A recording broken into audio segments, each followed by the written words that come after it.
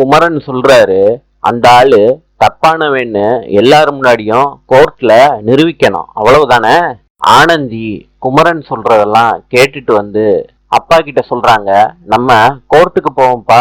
ஆனந்தியோட அப்பா சொல்றாங்க, நீயே போயிட்டு வந்துருமா. ஆனந்தி கேக்குறாங்க, அப்பா தோத்துருவோன்னு பயப்படுறீங்களாப்பா? உங்க மக மேல நம்பிக்கை வச்சு வாங்கப்பா, கண்டிப்பா நல்லதே நடக்கும். கோர்ட்டுக்கு ஆனந்தியும் அவங்க அப்பாவும் வர்றாங்க.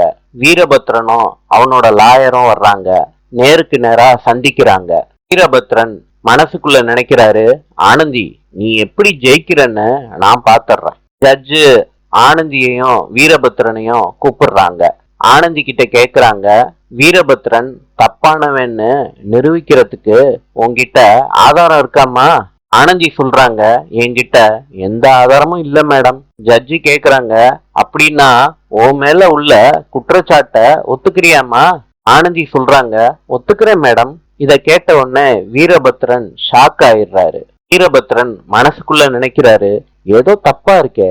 நீதிபதி சொல்றாங்க, இந்த வழக்கில் நீதிமன்றம் சொல்லிக்கிட்டு இருக்கப்பவே ஆனந்தி சொல்றாங்க, மேடம் நான் 2 நிமிஷம் பேசலாமா? குமரன் சொன்ன ஐடியாவை ஆனந்தி இம்ப்ளிமெண்ட் பண்ண ஆரம்பிக்கிறாங்க.